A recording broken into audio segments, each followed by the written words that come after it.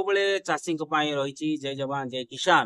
ତେଣୁ ବର୍ତ୍ତମାନ ଯୋଉ ଭଳିଆ ଭାବରେ କୋରାପୁଟ ଜିଲ୍ଲାରେ ସମସ୍ତ ଅମଳ ସରିଯାଇଥିବା ସତ୍ତ୍ୱେ ରବି ଧାନ ଆରମ୍ଭ ହବ, ଆଜି ପର୍ଯ୍ୟନ୍ତ ମଣ୍ଡି ଖୋଲା ହେଇନି। ସରକାର ପ୍ରତିଶ୍ରୁତି ଦେଇଥିଲେ ଯେ 11 ତାରିଖ ସୁଦ୍ଧା ମଣ୍ଡି ଖୋଲିବ। ଆଜି ଆପଣ ମାନେ ଦେଖିବେ ଆସିକି 23 ତାରିଖରେ ପହଞ୍ଚିଲାଣି, କୋରାପୁଟ ଜିଲ୍ଲାରେ କୌଣସି ସ୍ଥାନରେ ମଣ୍ଡି କାଁ ଭାଁ ଗୋଟିଏ ଦିଟା ଖୋଲିଛନ୍ତି, କିଛି ଖୋଲିନାହାନ୍ତି।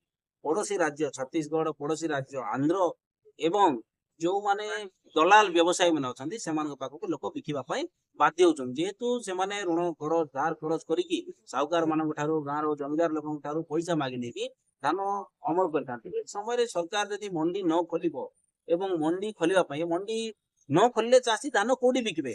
ବର୍ତ୍ତମାନ ଆପଣଙ୍କର ଆନ୍ଧ୍ର ପ୍ରଦେଶ ଯୋଉ ବର୍ଡର ରହିଛି କୋରାପୁଟ ଜିଲ୍ଲାର ବନ୍ଧୁଗାଁ ଆଲମଣ୍ଡା ଅଞ୍ଚଳରେ ବର୍ତ୍ତମାନ କିଛି ଦଲାଲ ପ୍ରକ୍ରିୟାର କର୍ମଚାରୀ ମାନେ, ସେମାନେ କିଛି ଆରଏମସି ଅଧିକାରୀ ମାନେ କିଛି ଲୋକଙ୍କ ଠାରୁ ପଇସା ଆଦାୟ କରିବା, ଆନ୍ଧ୍ରକୁ ଧାନ ପଠେଇବା ମଧ୍ୟ ନଜର ଆସି ସାରିଲାଣି। ଆମ ପାଖରେ କିଛି ସୂଚନା ମଧ୍ୟ ଆସୁଛି।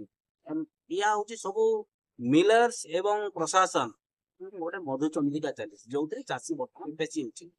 କେତେ ତାଙ୍କର କଟନୀ ଛଟନୀ ହବ ତାହା ବର୍ତ୍ତମାନ ପରିସମାପ୍ତ ହେଇନାହିଁ। କେତେ ଟଙ୍କାରେ କୋଉ ଜାଗାରେ କୋଉ ଅଞ୍ଚଳରେ ଖୋଲା ହବ, ସରକାର ପାଖରେ କୌଣସି ତଥ୍ୟ ନାହିଁ। ସରକାରଙ୍କ ପାଖରେ କୋଉ ଅଞ୍ଚଳର ଧାନ ଅମଳ ହେଲା, କୋଉ ବ୍ଲକର ଧାନ ଅମଳ ହେଲା ଯଦି ତଥ୍ୟ ରହିଥାନ୍ତା ନିଶ୍ଚିତ ଭାବରେ ସେମାନେ ଖୋଲିଥାନ୍ତେ।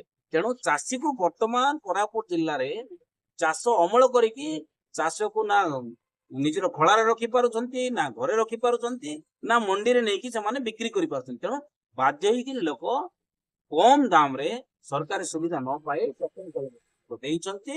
ତେଣୁ ଚାଷୀଙ୍କୁ ଯୋଉ ଭଳିଆ ଭାବରେ କୋରାପୁଟର ପ୍ରଶାସନ, ସରକାର, ରାଜ୍ୟ ସରକାର ଅବହେଳା କରୁଛି, ଅବହେଳାକୁ କଂଗ୍ରେସ କେବେ ମଧ୍ୟ ବରଦାସ୍ତ କରିବ ନାହିଁ।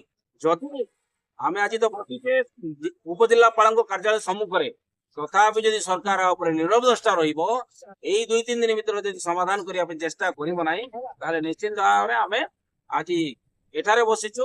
ରାଜରାସ୍ତାରେ ଚାଷୀଙ୍କର ହକ୍ ପାଇଁ କଂଗ୍ରେସ ଦଳ ବସିବ ଏବଂ ଅନିର୍ଦ୍ଦିଷ୍ଟ କାଳ ପାଇଁ ପ୍ରଶାସନିକ କଳକୁ ଠପ୍ କରିବା ପାଇଁ ବାଧ୍ୟ ହେବ।